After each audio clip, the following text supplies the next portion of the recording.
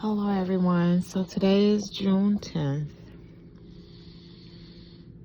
And I just wanted to just drop this quick video because this kind of resonates with me. I was just thinking about how we've always served a God outside of ourselves, in a patriarchal society, and given God as he,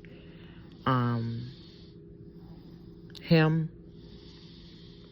And I believe there is a divine most high.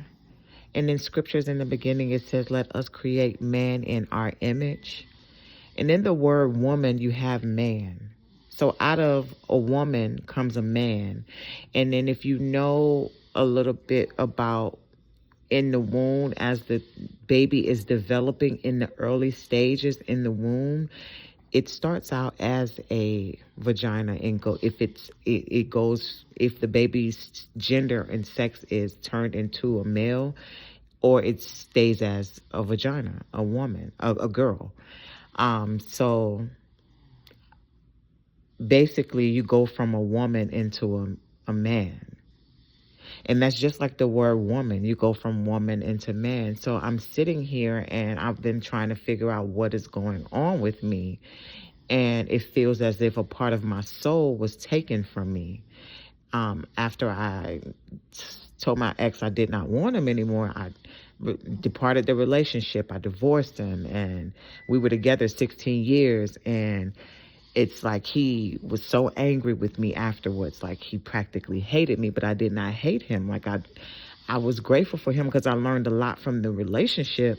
And I even apologized to him for things that I had done to him, in the relationship, and certain things, how I treated him, and certain things I said to him that could have possibly emasculated him, and so, things he's done to me. I mean, he's done the worst to me, but I did not bring up what you've done to me. It's up to you to choose to acknowledge that.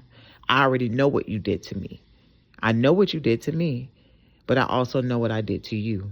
I can take accountability and acknowledge what I've done to you, because that heals me. It's my job for me to heal me, and for me to acknowledge the wrong I've done. It's your job for you to acknowledge the wrong you've done and heal yourself. He chose to move on into another relationship quickly, even before we even divorced. That was up to him. I chose myself and chose to heal myself.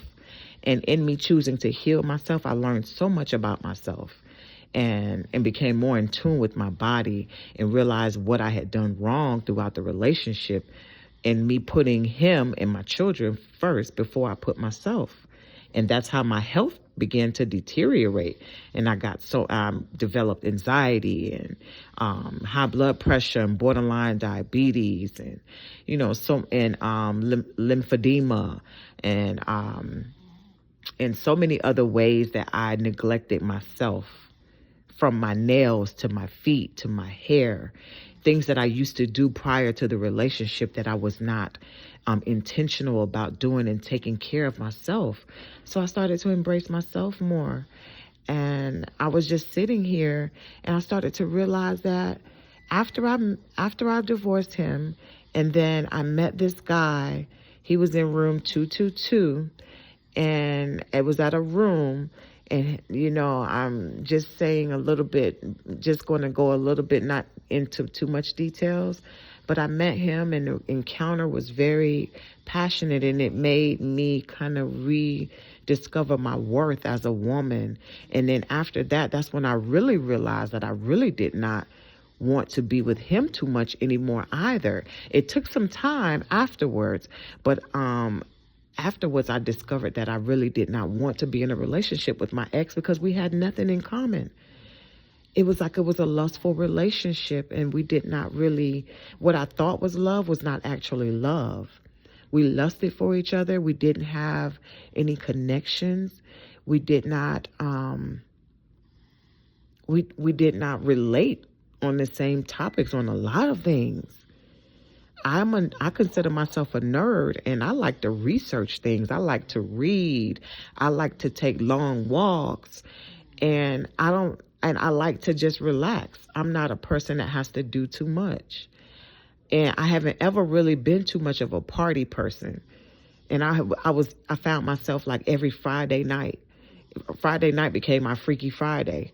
We would drink and smoke and go to a club or end up at a strip club. And, then the next morning, I still had to wake up and take care of my kids.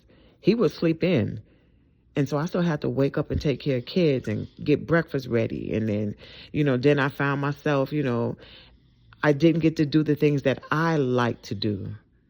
I found myself doing more of what he liked to do instead of what I like to do. So I felt like that relationship didn't work for me anymore. So I ended up filing for divorce.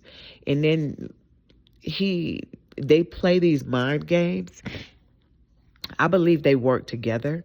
And now what I now realize is either, I don't know what secret society they are in, Illuminati, Masons, I don't know what it is, but they work together. He constantly denies being in the Masons. So it's possibly the Illuminati.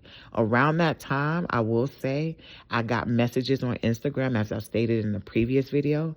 I got messages on Instagram from the Illuminati, and they were offering $10,000 to join the Illuminati.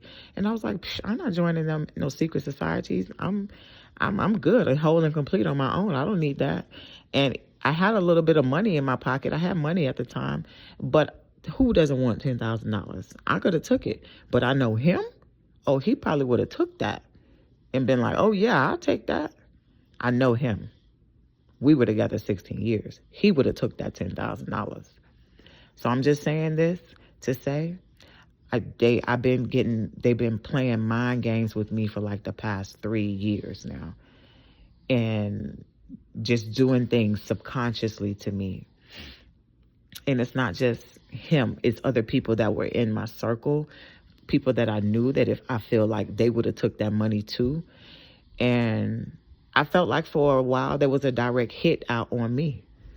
I felt like something was going on spiritually and mentally, not just with me, but with other people around me as well, all around, everywhere I go.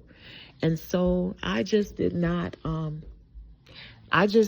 know exactly what secret society they were in or what was happening.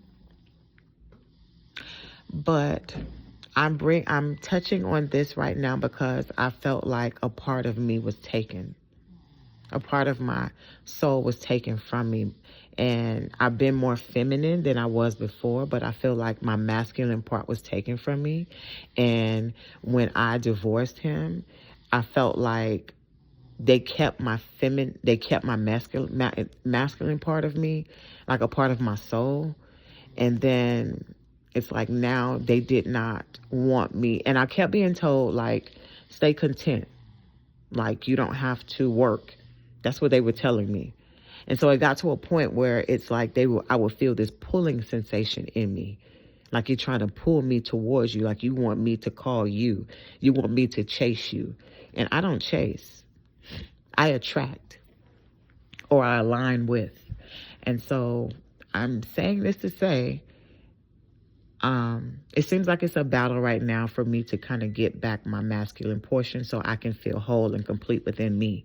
Because I know I have divine feminine as well as masculine within me. And we use those different energies, as necessary and as needed. We have to see where it's fit and how to balance it out as necessary. And so, I'm just sharing this video because this is just my own experience of divine feminine and the divine masculine that's within us, and for me, it's that goddess and that God that's within me. That's me. That's who I am. That's just me. Everyone has to determine who they are and whose they are within themselves to acknowledge who they are. I have a neighbor and they call them, and I see their tag and it says Elf Lord. So they know who they are. And they're short. And they have ears. They're cute. Like, they look like little elves. They're short. They know who they are. I know who I am. I'm a divine feminine and divine masculine, but I'm of a goddess and a God within me. So I just wanted to share this today, because this is what I'm going through. And, hopefully this resonates with someone. But I was reading this article and I was doing some research because I was like, what is going on with me? So I did some research and typed in divine feminine. I typed in actually sacred divine feminine. And I was watching the Da Vinci Code. And so that's what made me want to research that, to just bring that up. I've watched this so many times. I have the book as well. So I just kind of wanted to just share this video. I'm not sharing how I look right now because I'm not presentable and in a manner that I wanted to share, because I got a little emotional. And so I just wanted to share this video with someone today. And I hope all is well with everyone. And I wish you all love and healing on your journey and discovering whose you are and who you are. And like Alina Alive says, be gentle with yourselves on this journey, especially women. I'm just trying to discover who you are and how to balance out this energy within us and how to use it as necessary. And on your healing journey, especially when in these relationships, love yourself, stay true to yourself, and release anything that is toxic, narcissistic, that you do not trust, that you have to question.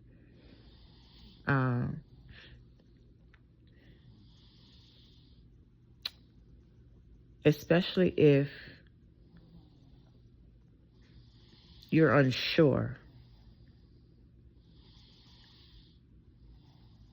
Because love should not be void. There should be no voidness in love. So true love does not come back void. So if you find yourself giving more than you're receiving and it's not righteous and righteous reciprocity, communicate and release. And accept accountability. Because what I chose to do before I left the relationship, I started working on myself. I was working on myself while in the relationship. I didn't just say, oh, I'm leaving. I saw what I was doing wrong, and I didn't point any more fingers at him. I decided to separate. So we separated before I divorced. We stayed separated for like 2-3 years. And before we separated, I was working on myself. Before we separated from each other out of the same home, I started working on myself and acknowledging what I had done wrong. I started healing because I did not like myself and what I had been doing. And then when I separated, I started focusing on myself even more, doing shadow work, what some says. I was working on the dark side of me and acknowledging my dark side and how I did not like myself and things that I was doing. But it was me. My light is so bright. It's bright enough to love this entire world. My dark side is dark enough to shut down this entire world. And I didn't say earth, I said world.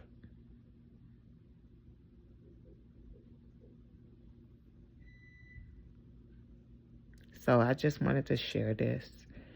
And especially for the women. Like, so much for the women right now. Like, I'm so serious about the women because some of us are